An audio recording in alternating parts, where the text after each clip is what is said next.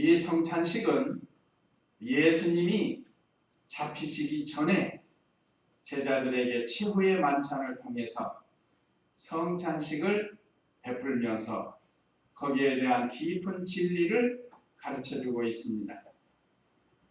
원래는 성례식을 거행하는데 근본에는 입교, 또 유아세례, 또 학습, 세례 성도가 안 계셔서 오늘 이렇게 거룩한 성찬식만 거행하게 되었습니다. 자, 예수님의 고난을 당하시기 전에 어떠한 고난을 당하셨는가? 우리가 지금 매 시간마다 은혜를 받고 근본 한 주간 새벽마다 또 수요일, 금요일은 예수님이 죽으시는 날이 무덤에 묻히시는 날이에요. 그래서 우리는 성금요일이라고 하는데 특별히 우리 성도님들께서 주님의 고난에 조금이라도 동참하고자 하면 기도하시면서 금식하는 것도 괜찮습니다. 한 주간 하는 것은 무리면 하루라도 아니면 한 끼라도 금식을 하면서 주님의 고난에 동참하는 것 귀한 겁니다. 자, 그러면 오늘 오전 예배 말씀 요약. 첫째, 예수님께서 정하신 성찬 23절로 26절. 둘째, 성찬을 바로 알고 행하라 함 27절로 29절. 셋째, 성찬에 잘못 참여한 결과 30절로 34절. 이 성찬식에 대해서는 1년에 한두 번씩 하기 때문에 많이 아실 줄로 믿습니다. 그러나 다시 한번 우리가 이 말씀을 통해서 주님이 우리 위해서 어떤 고난을 당하셨는가를 은혜를 받도록 하겠습니다. 자, 그러면 23절 읽어보세요. 내가 너희에게 전해준 것은 주께 받은 것이니 곧 주 예수께서 잡히시던 밤에 빵을 드려 감사기도를 드리시고 빵을 떼시며 말씀하시기를 이것은 너희를 위하는 나의 몸이다. 이것을 행하여 나를 기념하여라 하시고 식사 후에 또한 이같이 잔을 들고 말씀하시기를 이 잔은 내 피로 세운 새 언약이다. 이것을 행하여 마실 때마다 나를 기념하여라 하셨으니 그러므로 너희가 이 빵을 먹으며 이 잔을 마실 때마다 주님의 죽으심을 그분이 오실 때까지 선포하라는 것이다. 예수님께서 직접 정하신 성찬입니다.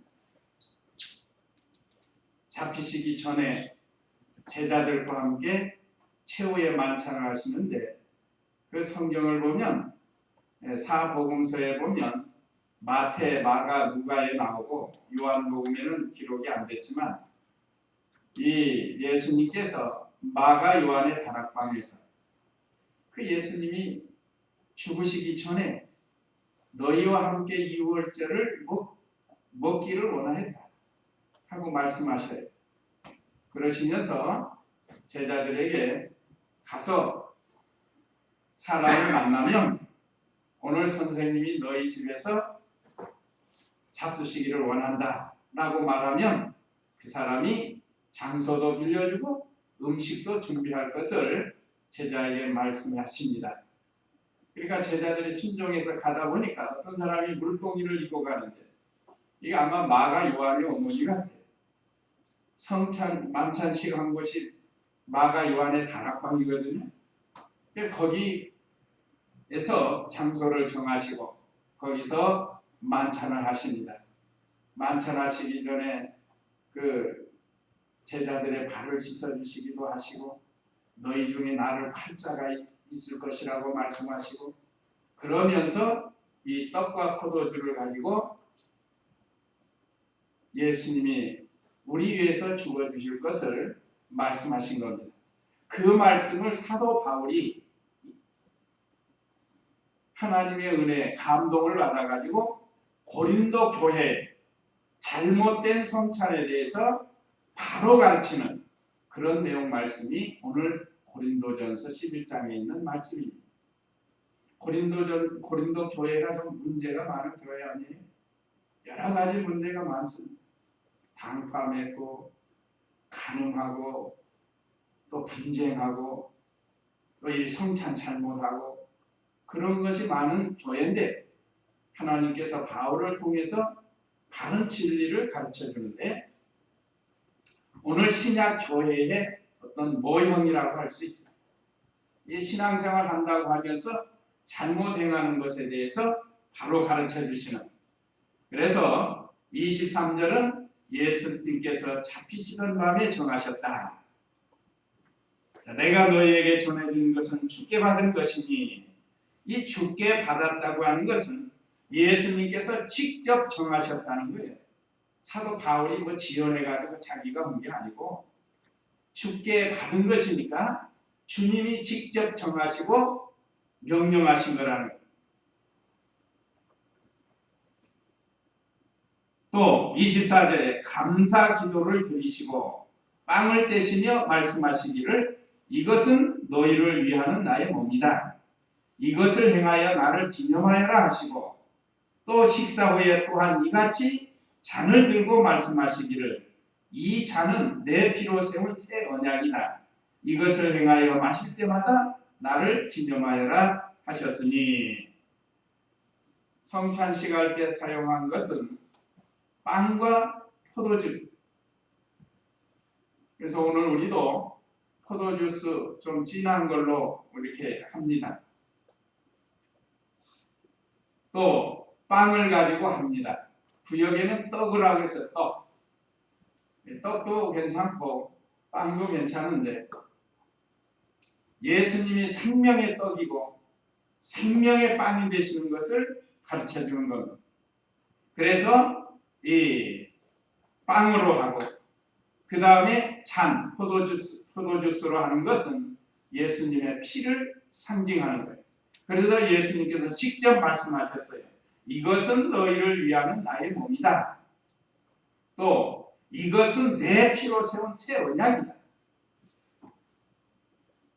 그래서 우리는 오늘 신약교회가 이 빵과 포도즙을 가지고 성찬식을 거행하게 되는 것입니다. 그래서 26절에 읽어보세요. 26절 아까 읽었죠. 제가 하겠습니다. 그러므로 너희가 이 빵을 먹으며 이 잔을 마실 때마다 주님의 죽으심을 그분이 오실 때까지 선포하라. 기념하라 그랬습니다. 기념하라. 예수님이 오실 때까지니까 언제죠? 예수님이 오실 때. 재림하실 때까지. 재림하실 때까지. 예수님 재림이 더디다. 내가 먼저 세상 떠난다. 그럼 나는 끝나는 거죠. 이제 예수님이 재림하시면 먼저 부활하는 이 영광의 자리에 들어가는 거예요. 그러니까 우리가 이 세상 떠나기 전에 부지런히 성찬식을 거행해야 돼요. 자, 그 다음에 27절로 29절 성찬을 바로 알고 행하라는 거예요. 이 말씀을 기록한 것은 고린도 교회가 성찬을 문란하게 했다는 거예요. 그래서 그걸 바로 잡아주는 겁니다. 오늘날 우리도 성찬식을 바로 알고 해야 돼요. 성찬. 자, 그러면 27절 읽어보세요. 그러므로 누구든지 주님의 빵이나 잔에 합당치 않게 먹고 마시는 자는 주님의 몸과 피를 범하는 것이다. 사람이 자기를 살피고 그 후에야 빵을 먹고 잔을 마셔야 한다. 주님의 몸을 분별하지 않고 먹고 마시는 자는 자기가 받은 형벌을 먹고 마시는 것이다. 네, 얼마나 참 두려운 말씀이에요. 우리가 성찬식을 바로 행해야 되는데 합당하게 행하지 않으면 죄가 된다는 거예요. 예수님의 구속의 은혜를 바로 깨닫고 확신을 가지고 믿음으로 해야 된다 이 말이죠. 그 전에도 얘기했지만 군대 연부대 같은 데 가면 집단 성찬식을 한다고 그러잖아요. 집단 성찬식. 그 지역에 있는 목사님들이 다 모여가지고 그 시간에 대표 목사님이 진례를 하고 목사님들이 쫙 그 성찬 잔을 들고 또 분병할 거 들고 이따가 축사하면 그 가지고 가서 쫙 군인들에게 한대요. 수백 명이 안 돼, 수백 명. 그런데 그 안에는 믿지 않는 사람도 있고 또 이정교에 있는 사람도 있을 거고 그냥 장난으로 하는 사람도 있을 거라고. 이것이 바로 합당치 않은 겁니다. 그래서 성찬식은 합당하게 행해야 된다는 거예요. 하나님 말씀대로. 그렇지 않으면 거룩한 것을 더럽히는 죄가 된다. 자, 성찬식은 거룩한 건데 이걸 받지 않을 사람이 받고 행하지 않을 사람이 행한다고 하면 그건 그것이 죄가 되는 거예요. 오늘날 우리 교회도 마찬가지예요. 참으로 믿음으로 해야 돼요.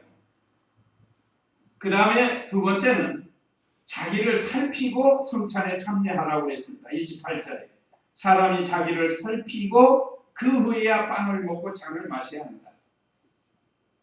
자기를 살피라는 것은 내가 어떤 큰 죄를 지은 것이 없는가?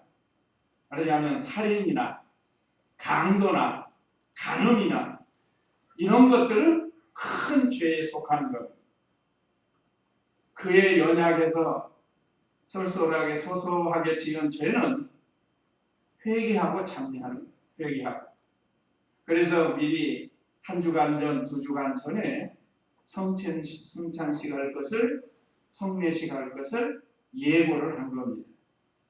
그래서 철저히 회개하고 그런 다음에 참여해야 돼요.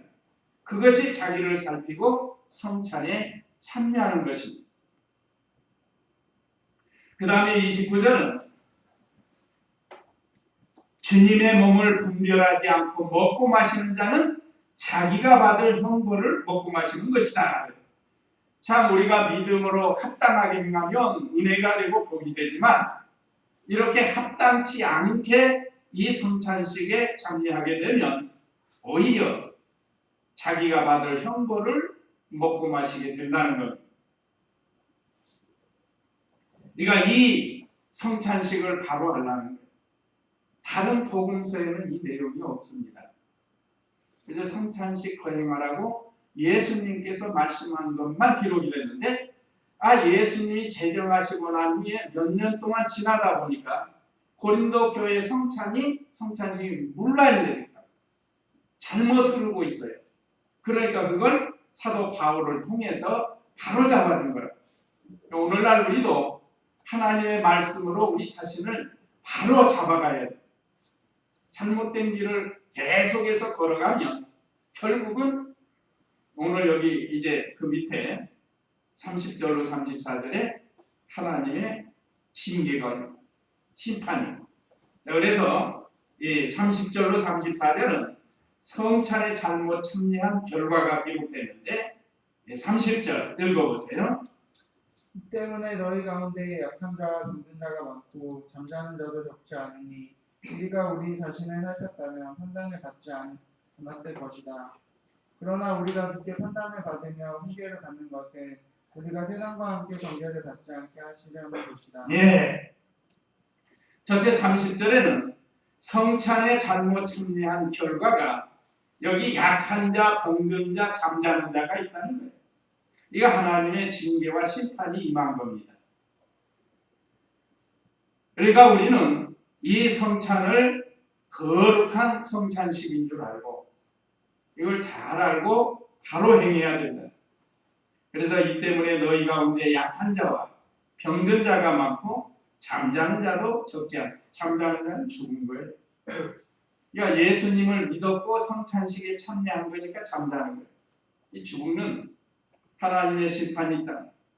그래서 이 31절에 우리가 우리 자신을 살폈다면 심판을 받지 않았을 것이다. 그러니까 합당치 않은 거 있으면 참여하지 말고 회개하고 기도하라는 거예요. 그 이유는 성도들을 회개시켜서 지옥에 보내지 않으려고 그러는 거예요. 32절에 그러나 우리가 주께 심판을 받으며 징계를 받는 것은 우리가 세상과 함께 정죄를 받지 않게 하시려는 것이다. 한번 예수님 믿고 중생한 영을 가진 성도는 자신은 지옥에는 가지 않는다. 그런데 성도가 이 세상에서 세상 중심으로 욕심으로 기울어져서 하나님 앞에 죄를 지을 때는 반드시 징계를 해서 회개시켜서 돌아오게 하는 거예요. 그래서 우리가 이런 거룩한 성례식이 돌아오면 회개하면서 자신을 철저히 살피라는 거예요. 마지막 33절, 34절 읽어보세요. 그러므로 나의 형제들아 먹주에 모일 때 서로 기다려라. 누구든지 시장하거든 집에서 먹어라. 이는 너희의 모임이 식당같지 않게 하려는 것이다. 남은 일들은 내가 갈 때 바로 잡겠다. 예, 성찬을 구별하여 거룩히 지키라고 했습니다. 그래서 오늘 주신 이 말씀들을 잘 기억해서 예수님이 직접 정하신 이 거룩한 성찬식, 성찬을 바로 알고 행하여 하나님께서 은혜와 복을 주시고, 만약에 성찬에 잘못 참여하면 이러한 결과가 오는데 이런 일을 당하지 않도록 잘 구별해서 자신을 살피고 성찬식에 참여하라는 겁니다. 오늘 우리에게 주시는 말씀이 이거고, 성찬식에 대한 설이 있는데 우리 개역파, 우리 개신교라고 하는데 개역파는 상징설 또는 기념설을 주장합니다. 오늘 여기 기념하라 기념하라 했죠? 그러니까 그냥 떡과 포도주인데 이것을 가지고 우리 예수님이 우리에게 몸을 주셨다. 우리에게 피를 주셨다. 하고 이걸 기념하면서 성찬식에 참여하는 기념설이고, 천주교에서는 화채설을 주장한다고 그랬습니다. 화채설이란 신부가 떡과 포도주를 놓고 기도를 하면 예수님의 살과 피가 된다는 거예요. 이게 화채설, 된다는 거예요. 우리하고는 안 맞아요. 예수님이 바울을 통해서 우리 하나님께 기념하라고 기념설이다. 또 루터파에서는 공제설을 주장하는데 떡과 포도주 속에 예수님의 살과 피가 함께 한다는 거예요. 그러니까 천주교의 화하고는 조금 다른 그런 주장입니다. 그러니까 우리가 개신교에서 주장하는 것이 옳은 걸로 믿고 이 성찬식을 거행합니다. 천주교에서는 미사 때 많이 행하고 있는데, 자, 오늘 우리에게 주시는 말씀은 예수님의 살과 피를 믿어야 영생을 얻는다. 믿어야 영생을 얻습니다. 믿음으로 먹는 거예요, 살과 피를. 그 다음에 자기를 살피고 경건하게 참여하라는 그런 교훈이고, 예수님과 나는 영원한 생명으로 연합된다. 성찬식에 참여하면 예수님이 내 안에, 내가 예수님 안에 연합되는, 결합이 아니고 연합되는 그런 은혜를 받게 된다는 겁니다. 자, 이제 이 말씀 마치고 이제 성찬식을 거행하도록 하겠는데, 먼저 우리 찬송가 229장